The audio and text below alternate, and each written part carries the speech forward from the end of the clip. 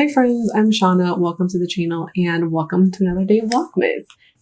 Today's video is very timely because we're almost at the end of the year, and if you've been on a year-long no-buy or low-buy since the beginning of January, you're about to finish. You're about to come off, you're about to complete it, and one of the main questions I had at the end of my no-buy was, what next? What happens when you finish your no-buy? What do I do now?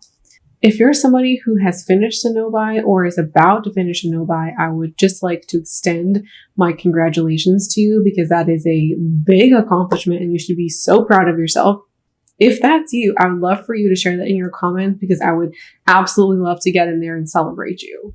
So today we're really going to be tackling what's next, and I'm going to be sharing my thoughts on, or my tips and my strategies on what to do after, what's next, and then also give you some things to think about to hopefully help you create the best post no-buy experience that you can. After my no-buy year, I really struggled a lot, and I hope that what I share in this video will help you if you're unsure of what to do next as well. Before we continue though, I would just like to say that I recently launched channel memberships, and if you are interested in supporting the channel or getting early access to videos, getting exclusive and bonus content, I would love it if you would check that out. I feel like the pricing is really reasonable and I would love to have you part of the community. When I was coming off my no-buy, my question of what's next really felt like it was coming from a place of, I've been working on this project for so long. How do I fill the void? You know, I was a little bit worried about what life would be like, and I was a little uncertain what would happen if I didn't have a project. And one of the things I learned pretty quickly is that it is very easy to slide back into old habits or bad habits that just did not serve me. The first thing I want to talk about is the time frame. Do you need more time? I think most of us pick a year because that is the time frame that we see around us. When most people go on a no-buy, they pick a year. When I first went on mine, the kind of thing I was hearing was a year feels like an extreme time frame, and extreme time frame for an extreme problem. I mean, my mindset has changed a little bit on that. I don't necessarily think either of those is the case. Watch my video about why you should go on a no-buy to hear more thoughts on that. The year almost felt like a no-brainer. You go on a no-buy, it's a year. However, a year is really arbitrary. You could pick 6 months, 9 months, 14 months, a year and a half, 2 years. It really doesn't matter. What I think we need to think about is, have you learned the lessons you need to learn in order to move forward? Have you developed the skills that you need to move forward in a successful way? That does not mean that you've never failed or that you've never had roadblocks or hiccups, but do you have the skills to pick yourself up again if you do fall? Do you have the skills to not beat yourself up every time you make a mistake? Because guess what? For the rest of your life, you're going to have to maintain this. So you will have ups and downs. Do you now have the practice and the skill to pick yourself back up? I think that's more of the question than do you have a perfect track record? And that doesn't mean that you're going to learn what you need to learn in 12 months. If you feel like you've learned what you need to learn in 9 months, there's no need to force yourself to finish 12 months because that's what everybody does. And conversely, if you have finished 12 months, but you don't feel ready or you feel pressured to get off because it's a year, you don't need to. You can extend it if that's what feels right for you. I personally feel, looking back, that I should have extended mine. I was not ready to go off when I did. And I was of the mindset where it's a year and you're done. Like, that's it. I wasn't thinking, am I ready? Or what should the next phase look like? I wasn't asking the right questions, in my opinion. And I struggled a lot last year, which was in large part because I did not have a plan in place. I think I was way more successful this year because of the contentment year and putting some constraints and some guidelines for my shopping. But at the same time, I no longer feel embarrassed about going on a no buy year or doing another no buy year or going on no buy at all, because no buys are ultimately tools. And I've really seen it as a tool at my disposal to use for a month, 2 months, 4 months, or however long I want it to be. There is no shame about extending your no buy or going back on one after a few months. You should never feel bad or feel shame for doing what you feel is necessary for yourself. If you're really uncertain about should I go off or not, you can have a trial period for January and February. Or if you aren't finishing in January, you can have a 2-month trial period for whenever you finish to really be the exit exam. I'm a very big fan of the exit exam. And so in order to, move on to the next phase of your life, you have to pass the exit exam. How this comes about, we can talk more specifically later, but this could be something like creating a budget or transitioning to a low buy, creating a fun money fund, something of that nature. I suggest 2 months for a couple of reasons. The first is that if we make a mistake and we only have 1 month, we can feel like the fact that we've made a mistake as, oh, we're not ready. Time to, throw in the towel, time to go back. And then we can really beat ourselves up about it. And it could just feel like the be all end all. If you have 2 months, it gives you opportunity to make mistakes, to learn from them. And also, most importantly, to see if you have implemented those lessons, if you've actually done what you need to do moving forward. If you make mistakes and don't learn from them, don't adjust your behavior, then no, you're not ready. And it's time to go back, time to reevaluate. And maybe you just need more time. In addition, specifically for January and February, January is a very interesting month because of the new year, new me. A lot of us are interested in making changes and habits. Where a lot of people are in that phase of starting something new and our motivation is super high. So lasting January, when you're the most motivated, doesn't give you all the data. You want to know what you're like when you don't have all of that motivation. And you have that experience of February to get you past that first month. What are you like when a little bit more time has passed, when you don't have that peak of motivation, when you're not at the top of your game, when you're not interested in, or whatever. Your no buy is ultimately a tool or a weapon at your disposal to do what you need to do. You can go back on at any time. Number 2, your no buy doesn't fix everything. My biggest misconception after coming off was that I was fixed. You do your no buy, you're better, you're done, you're a regular person again. If you're somebody who's struggling with shopping addiction, that in specific, then you'll know that that's not how it works. Addiction doesn't just go away or disappear, and bad habits don't just go away or disappear. Promise, we'll talk about that next. In any case, your no buy or low buy is just a year. A year is both a lot of time and a little amount of time. You can only change so much in a year. You can't do everything in a year. So you will still have more to learn. You'll still have more to grow from. And you can only tackle so many habits or skills at a time. So knowing or accepting that you'll have more work to do after, that there will be maintenance after, is absolutely pivotal and a great mindset to start a post no buy year in. My take is that if you see the no buy as a fix or a quick fix, I think you'll struggle. I believe this because you're not going into the post no buy period with the right attitude. You're not preparing yourself to continue the work or to continue what you started in the no buy year. I personally believe I've learned way more after my no buy year than on it.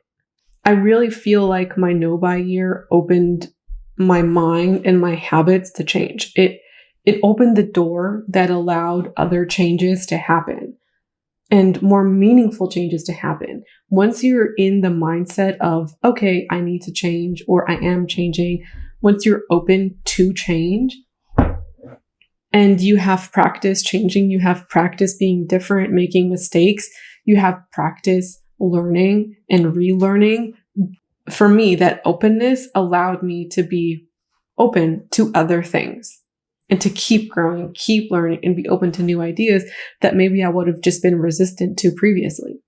This leads me to number 3. Your skills need maintenance. Everything you've learned in your no buy year needs to be maintained in order to keep it.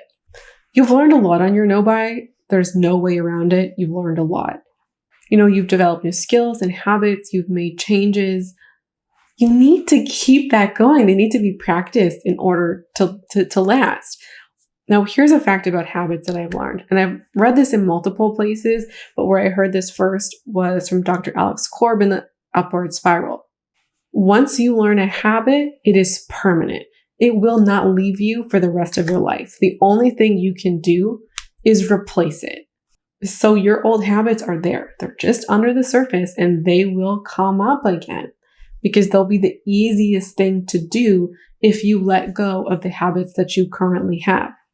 This is why so many people go back to default or go back to the bad habits because our body or our minds want us to do the thing that is the easiest. And when we fall out of practice, we go back to default, which is often the bad habit. It's wonderful that you've replaced habits, but they will not stay that way forever if you don't continue the work. A key question to ask yourself here, or several questions to ask yourself, are as follows. What new habits and skills did I learn or change during my no-buy year? How did I maintain those habits or skills during my year, during this year? Which ones did I struggle with? How can I continue practicing these habits or skills? And what do I need in order to do this? Number 4, you will have to learn to trust yourself eventually. I'm of the belief that the biggest struggle after the no-buy year is learning to trust yourself again, because you are in essence rebuilding your shopping habits again. If you stuck to a no-buy year, you went from shopping to no shopping. That's one habit change. You now need to change your habits for the second time in order to shop again. So not shopping is the default, but when you go to shop again, your default is how you previously shopped. So you need to do another change there in order to shop again. When you were on a no-buy, your answer was basically no all the time. Yes was almost never an option, or it was rarely an option. This makes things easier to an extent, maybe mentally. Doesn't mean that, you or I stuck to it, but that's, the concept. Your no-buy teaches you to stop shopping. It doesn't teach you to start shopping or how to shop mindfully or responsibly, whatever that means for you. And you can watch a million videos that say, here's how you do it, or here's my take on how to do it. You're not going to learn for yourself until you actually put it into practice. You will have to buy something eventually. You cannot be on a no-buy for the rest of your life. Like, you will literally have to buy something at some point in your life. How do you do that in a way that feels responsible to you? And without going back to your pre-no-buy struggles. So I think being prepared to spend time and energy on reintegrating shopping into your life is something that you need to be prepared for. So how do you do that? How do you start reintegrating shopping into your life? And I think that there's a couple of options. Now, if you're in the camp of you really struggled with your no-buy, or you eased into your no-buy, if you're in one of those camps, I think the ease out might be a really great idea for you. I have a whole video on this, like the number one reason no-buys fail. And my take was basically, if you're somebody who chafes against the restraints of the rules of the no-buy, you might also struggle with the freedom, basically being able to buy anything you want. Can you, in essence, handle that? The ease off is a good option, in my opinion. So you can test the waters with a limited budget. And this can look a lot of different ways. This can be something like having a certain amount of money, a limited amount. Like, let's just say hypothetically, you want and we'll just take beauty here as an example to keep it even simpler. Let's say you want your ultimate beauty budget to be $50 a month for the rest of the year. Maybe in January, your beauty budget is $25. And then maybe in February, it's $35. Or you could do 25 again. So you're easing back in. Or it could be something like, I'm going to give myself $50, but I'm only going to give myself one purchase at the very end of the month. So I have 30 days to think about it, and then I'll place it on the 31st or the 1st, whatever the day is. At that time, after I've spent all month thinking about it, then I'll be able to place my order or buy that thing in store at that time with my budget. I think those two could work if we're talking about things like a beauty budget. If you've cut things across the board, you could test things in different ways. So let's say the thing that you've wanted to do the most is eat out again. Let's say you completely stopped eating out, and you know that after your no-buy, you do want to eat out again, maybe not to the extent that you did before, but you do want to eat out. You could set, and the only thing that you're allowed in January, nothing else is different except for your eating out budget. You could set that at half or a quarter of your total amount that you eventually want to be at. So you can eat out, let's say, one time a week or $35 or something like that. And you test that out for a month and see how that goes. Then you introduce another thing. And then you introduce another thing. And you do that slowly over, let's say, the course of 2 to 4 months. And then by month 3 or 4, you've eased into your complete budget and you've learned your options. I think the ease in is a really great option and something that I wish that I did. I wish that I only increased things incrementally. I think for me, I would have probably gone with a limited beauty budget option. And that's what I would do now. You could just transition from a no-buy to a low-buy, where you keep the basic format of the project and you keep a project format, but you are just increasing or slightly tweaking what you're allowed to buy. So maybe instead of replacements only, it's replacements only plus one item a month, something like that. Or you are allowed to spend a limited budget on your birthday or a holiday or something like that. You could just set a budget, which could be a beauty budget or an overall budget for your life, and you just jump in with that. You could also set a fun money budget, and that's it. Like, the only budget you set is fun money. Even if you want to do a fun money budget, that could be the ease in, right? Like, overall, other than necessities, I'm allowed to spend this much amount of money a month. And then you can set it at, let's say, 50% for January, and then increase it to maybe 75% for February, and then 100% for March. You could also do something like a challenge. So something like low buy bingo or something like money from empties. So every time I finish an empty, I can get a certain amount of money, either the price of that item or a specific amount. So it's gradual over time, and you'll have the most amount of money at the end of the year, and you'll have the least amount of money at the beginning of the year. And you can even be more specific, like, if I finish a cleanser, I'll only get money for skincare, and I'll only get money for makeup once I finish a makeup item.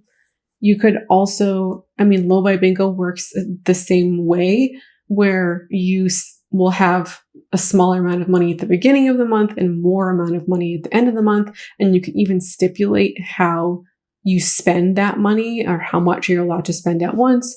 And maybe even low buy bingo will cap at $100 a month as an example, or that's the way that your fun money will be allocated, is through low buy bingo. So those are the ways that I suggest easing in. And I have a ton of questions that you could think about as you're wrapping up your no-buy year and beginning your low-buy year. Because at the beginning of your no-buy, you likely did a reflection of some kind. You thought about what you wanted, what it would look like, what your rules would be. what goals you might have had, and what you wanted to get out of it, how it worked. You likely had something like that happen at the beginning of the year. I think the same thing should happen again this year. Do you want rules for your project? What kind of goals do you want? What kinds of questions might you have? What might success look like? So I'm going to go over about 15 questions here. I'm going to go over them really quickly. And these are things that you can think about before deciding or while you're deciding what you want your next year's project to look like, or what you want your post no-buy project or life to look like. So you can think about, what did I struggle with the most on my no-buy? Did I ever feel like I failed? Why did I feel that way? And what did I do about it? Sometimes it's our perception of failure. We didn't actually fail in reality. Did you beat yourself up? Did you spiral? Did you buy more things? Did that happen? And, in addition, how did this happen throughout the year? Did this happen primarily at the beginning of the year, or was this repeated throughout the year? How did you change it? How did you work with it? How did you learn from it, and did you learn from it? What is one of my shopping triggers, and how did I mitigate or deal with this trigger during my no-buy?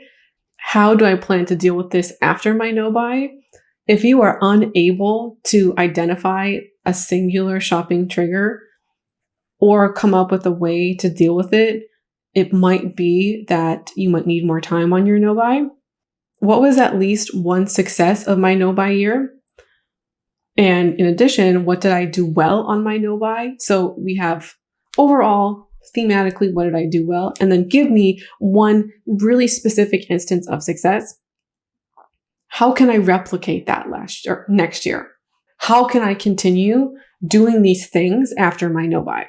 Next up, did I have support during my no-buy year? Would I benefit from the same, more, or less support once I finish?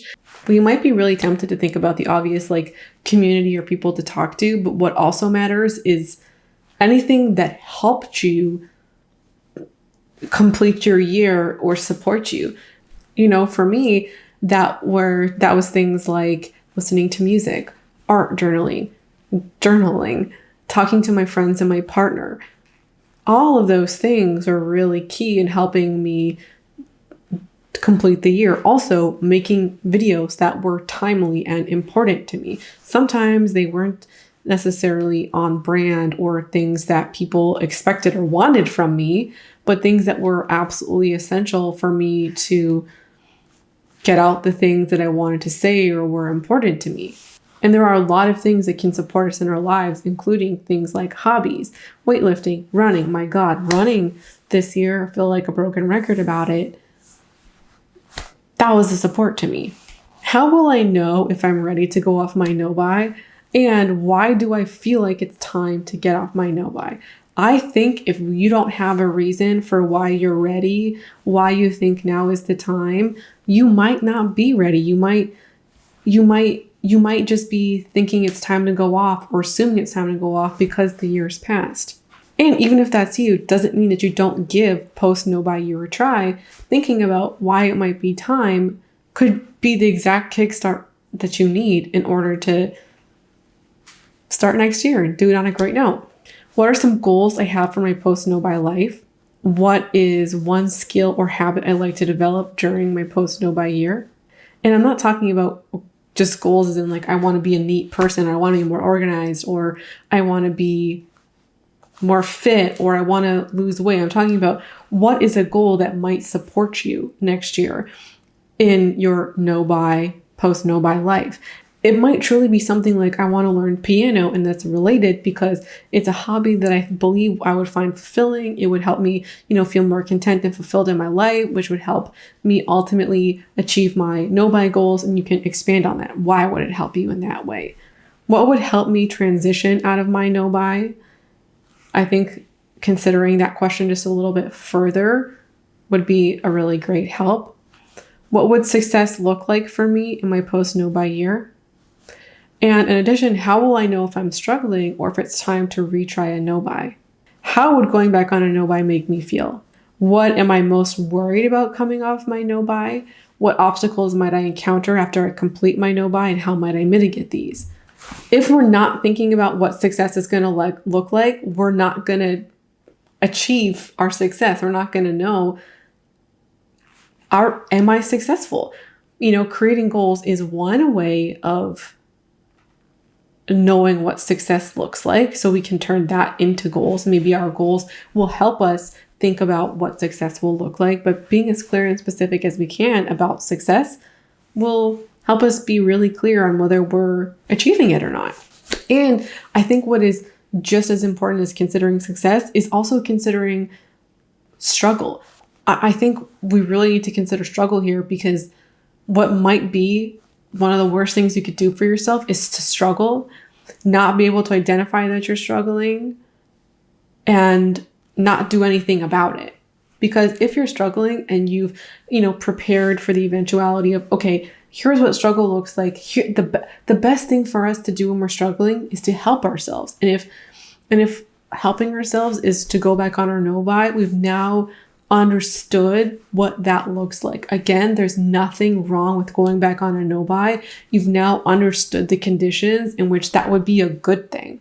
So if it arrives, hopefully we're not, feeling resistant to that, and we can welcome that back into our lives as an opportunity to change and to grow.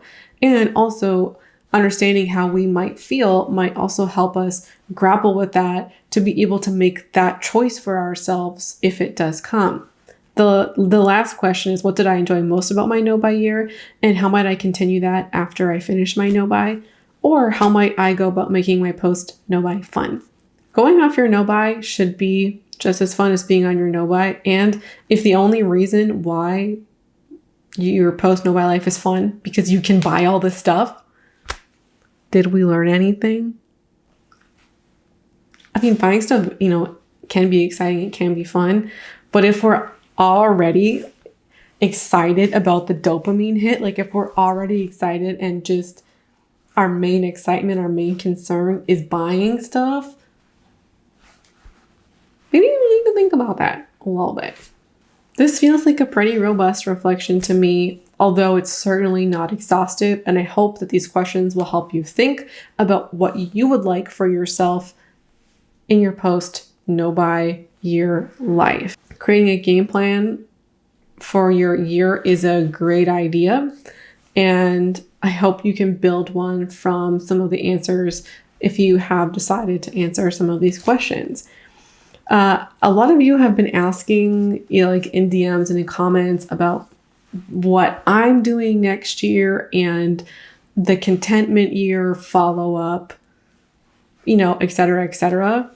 There's a video coming from that in a couple of weeks later in the month. And hopefully, if you're interested in doing a contentment year, that will provide you with additional information of maybe something else or a different project that you could potentially do next year. So that's it for me today. I would love to hear all your thoughts in the comments below. Have you finished a no-buy year? Are you thinking about going on a no-buy year, starting a different project? What are your concerns about getting off your no-buy? I would love to hear it all. Thanks for watching and hanging out with me today. I would love it if you would subscribe. And I would also really like it if you would come back to see another day of Vlogmas. Thanks for watching, and I hope to see you again around here soon. Bye.